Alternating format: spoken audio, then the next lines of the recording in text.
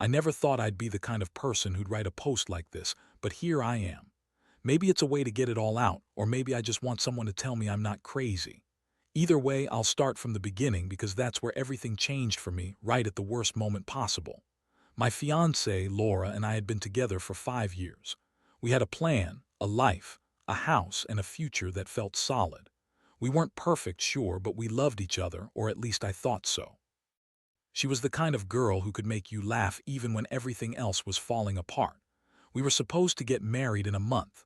Our wedding was booked, all the details set, and I'd been counting down the days. The cabin was our favorite spot. It's small, rustic, with creaky floors and a porch that overlooked the woods. It's where we went every summer, where I proposed, where we carved our initials into the old oak tree. It wasn't just a getaway, it was our sanctuary. I'd been there last weekend, packing for the wedding, feeling good, excited. I was ready to tie everything together. That's when I found the damn thing, by accident, of course.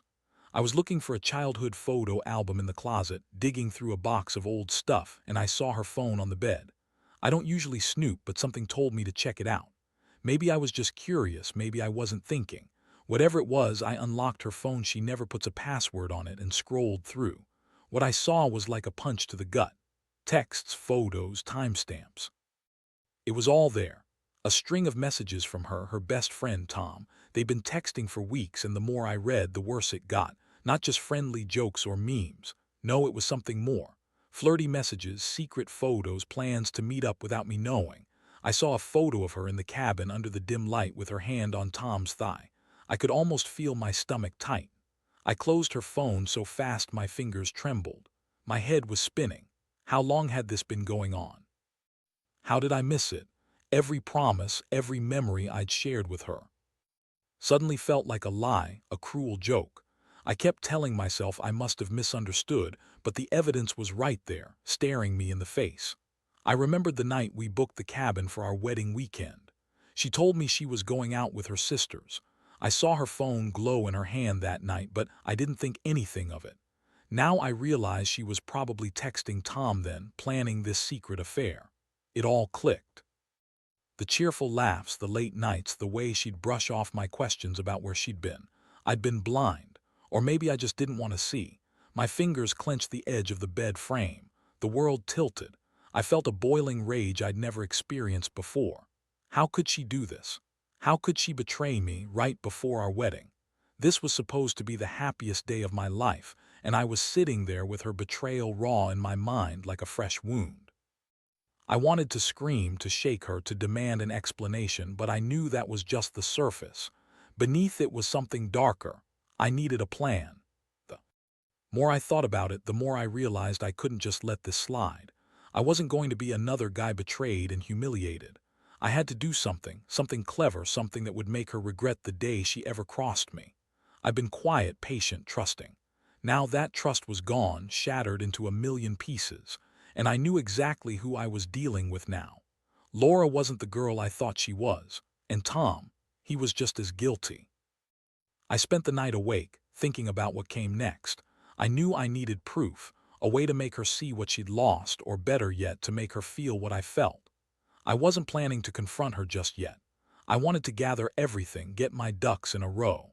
If I was going to do this, I wanted to do it right. No messy reactions, no regrets. Just a clean, decisive move that would leave her speechless. As the first light crept through the cracks in the cabin's old wooden walls, I felt my jaw tighten. I'd been a fool to trust her, and I wasn't going to let her get away with it. This betrayal was going to cost her everything if I had any say in it. I already knew what I was going to do. The plan was simple but ruthless.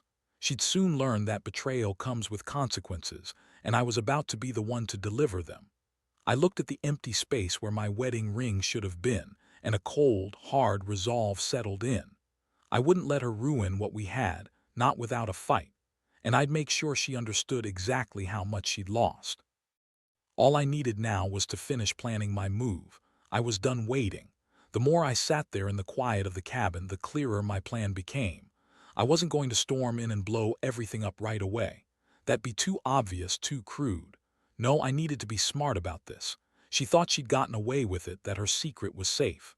That was my advantage. I'd gather everything, lay the groundwork, and then reveal her betrayal on my terms. First, I needed undeniable proof. The photos, the texts, they were just the start. I was already digging through her social media accounts. Her email, anything that could give me more ammunition. I remembered her phone was still upstairs on the bed, and I knew she'd be back in a few hours. I had to move fast. I grabbed my laptop, got into her email account with the saved password I'd remembered, and started downloading everything I could find, messages, photos, even her recent search history. I wasn't about to leave anything to chance.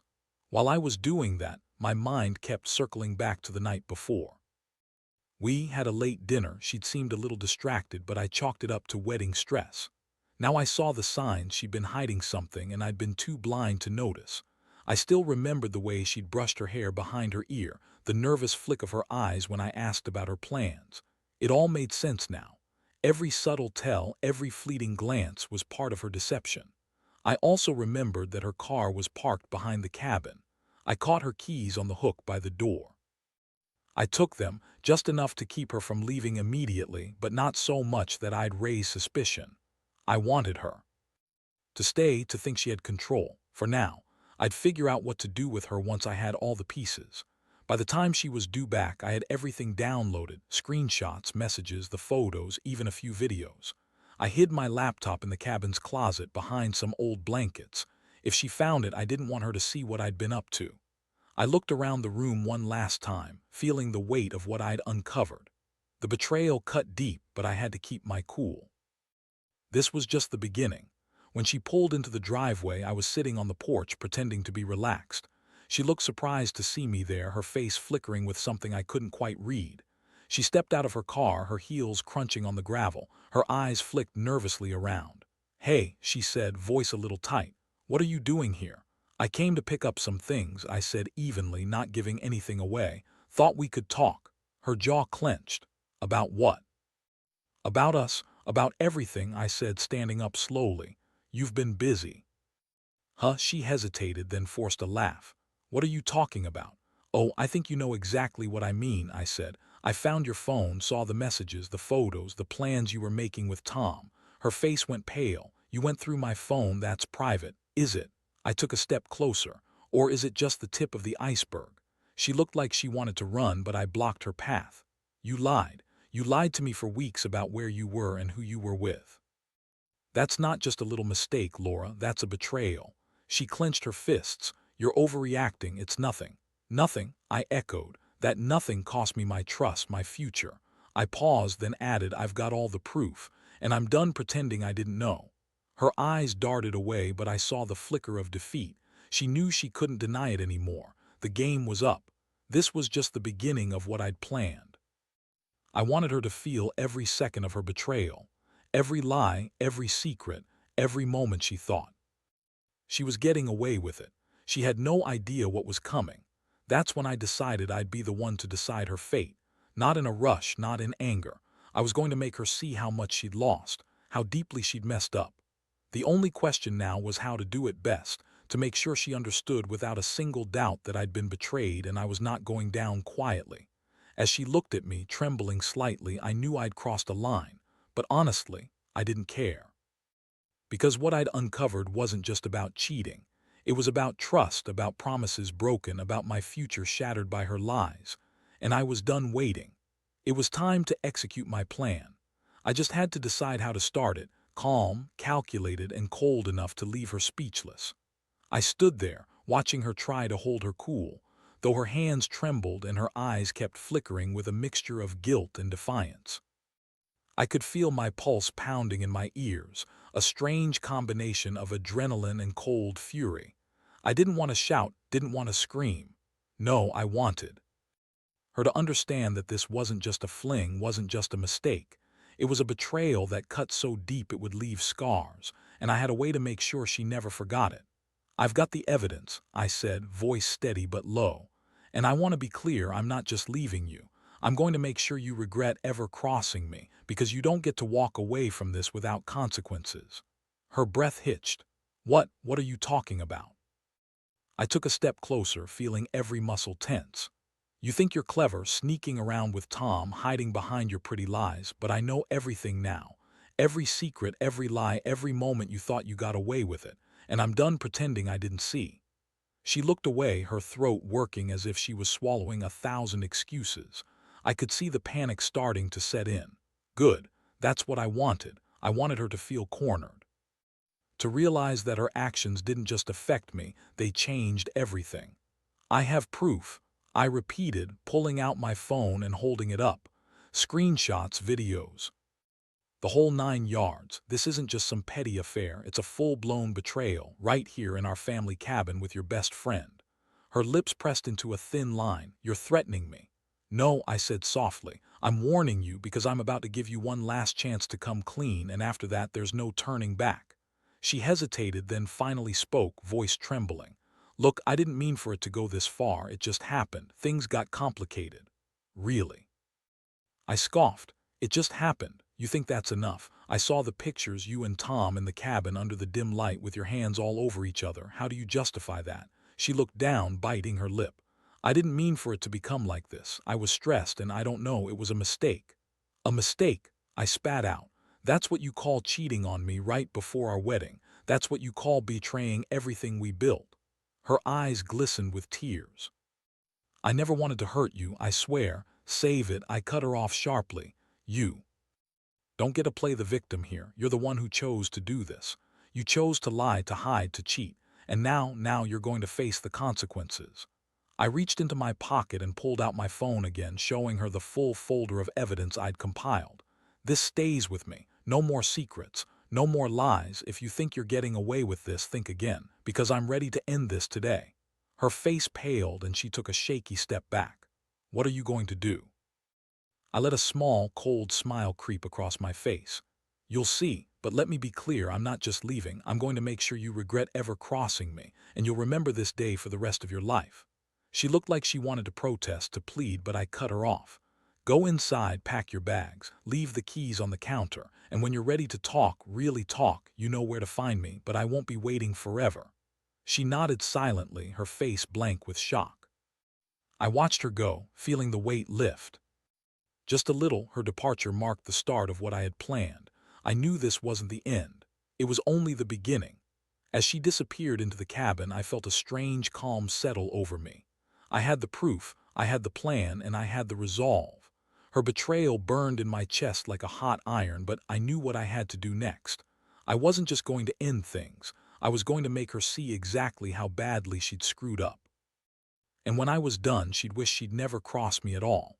I already knew how I wanted to start, the quiet, calculated move that would leave her reeling. I just needed the right moment. The moment when everything would fall into place and she'd understand that I wasn't the fool she thought I was. That day was coming, and she'd regret every lie, every betrayal for the rest of her life. I spent the next few days putting my plan into motion. I knew I couldn't just confront her again. She'd be on high alert, probably watching her back. No, I needed her to lower her guard, to think she was safe so I could deliver the final blow. I also had to be careful. If she figured out what I was doing, everything might fall apart. First, I kept a close eye on her. I made sure she didn't leave town, checked her phone when she wasn't looking, and kept myself in the background. My goal was simple: gather more proof, make her believe I was still in the dark. I wanted her to relax just enough so I could do what I'd planned all along. I also set up a few subtle traps, things she wouldn't notice but would serve my purpose. I sent her a few anonymous messages, hinting that I knew her secret, that I was watching. Nothing explicit, just enough to plant doubt. I wanted her to feel the weight of being watched, to think I had eyes everywhere. It was all part of the psychological game. Meanwhile, I started gathering some physical evidence. I hired a private investigator to follow her when I couldn't. I needed to know if she was still sneaking around, or if Tom was still involved. I didn't trust her to stay honest on her own, especially after what I'd uncovered. This wasn't just about her cheating. It was about making her realize she'd crossed a line she could never come back from. One evening, I found myself sitting on the porch, staring out at the woods, feeling the cool night air settle over me.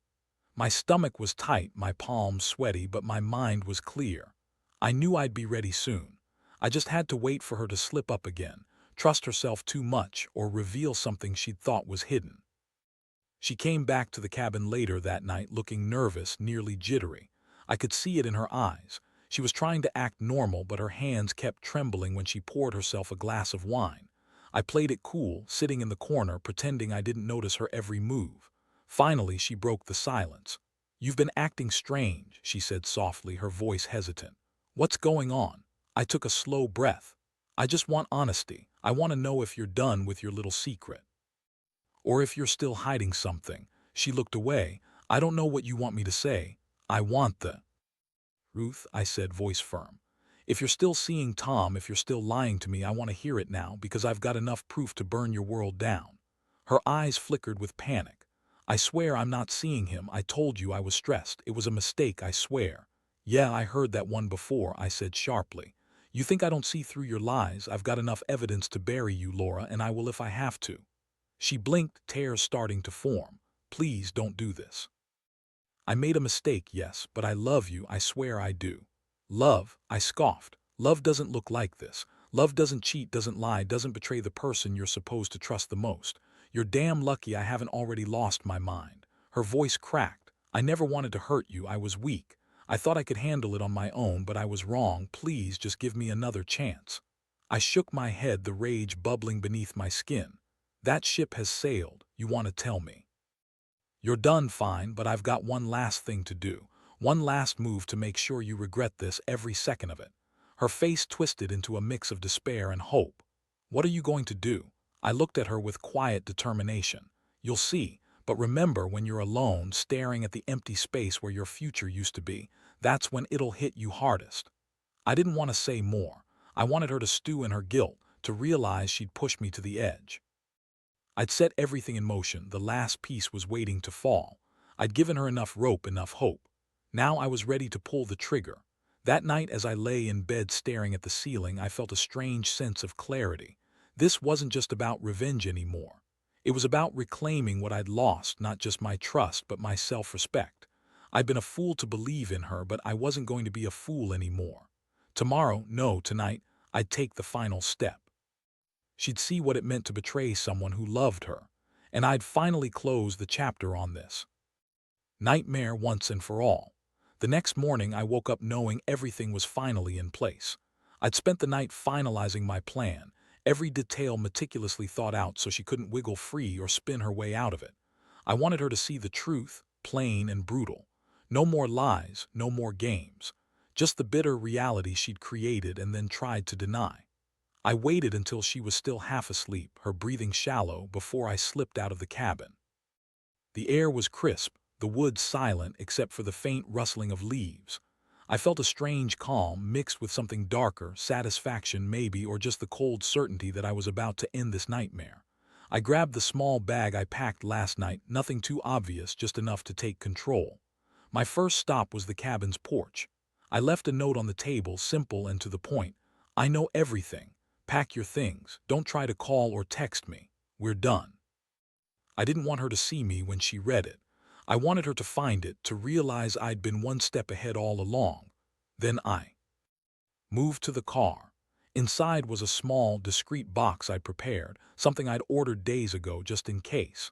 It was a letter sealed in an envelope with a single message. "This is what you lost." I placed it where she'd find it, on the passenger seat. Next, I headed to the local town to pick up some files, documentation I'd gotten from the investigator. Financial records, communications, everything that proved she'd been lying, cheating, hiding. I couldn't do this without proof. It's what would make her realize this wasn't some petty fight. This was her downfall. I returned to the cabin just before noon, watching from a distance as she finally stirred. I saw her stumble out of the door, clutching the note I left. Her face went pale as she read, eyes scanning the words, then darting toward the car. She hesitated for a moment, then slowly moved to the passenger side where I'd left the envelope. She hesitated again, her trembling hands fumbling to open it. Inside was the letter I'd written, detailing everything. The timeline, the evidence, how I knew she'd been unfaithful with Tom, and how I'd uncovered her lies. I saw her eyes fill with tears, then her shoulders slump. She looked broken, defeated. I didn't stay to watch her cry. Instead, I turned away and headed to the nearby town. I parked in a quiet lot, pulled out my phone, and made the call I'd been planning for days. I told my lawyer to start the divorce process, to prepare the paperwork. I wanted everything final, clean, and binding. I wasn't going to give her another chance, not after what she'd done. While I waited for the papers to be filed, I reflected on what I'd uncovered. It wasn't just about her betrayal. It was about the fact that I'd been willing to forgive, to believe in us. But she'd crossed a line I couldn't come back from. I felt a strange mix of relief and emptiness, knowing I was finally free from the lies. Later that afternoon, I watched her from a distance again. She was pacing around the cabin, clutching the notes, her face a mask of despair. I saw her pick up her phone, probably trying to call me, then put it down. She was lost. Somewhere deep inside, I felt a flicker of satisfaction. She'd never had to see this coming, never understood how deeply I'd been hurt. I approached her slowly, cautious but firm. "You're leaving today," I said softly, watching her stiffen. "I hope you understand what you lost. No more lies, no more secrets, just the truth and a fresh start for both of us."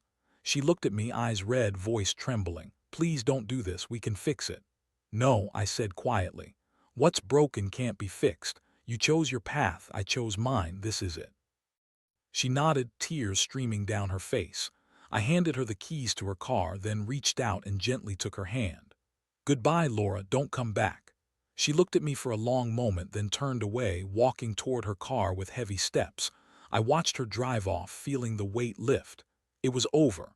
The betrayal, the lies, they were finally behind me. As I watched her disappear down the road, I realized something. Revenge isn't about hurting someone just to hurt them. It's about reclaiming your peace, your sense of self. I'd done that today. I'd taken control, ended the chapter on my terms, and most important of all, I'd proved to myself I could survive betrayal and come out stronger. And that's what I'd tell anyone in a similar mess. The pain will fade, the trust will rebuild, but never forget it's your life. Take back your power and never let anyone make you feel small for loving them. I sat there for a while after she drove off, watching her tail lights fade into the distance. The silence around me felt heavy but strangely peaceful. For the first time in days, I felt a sense of clarity.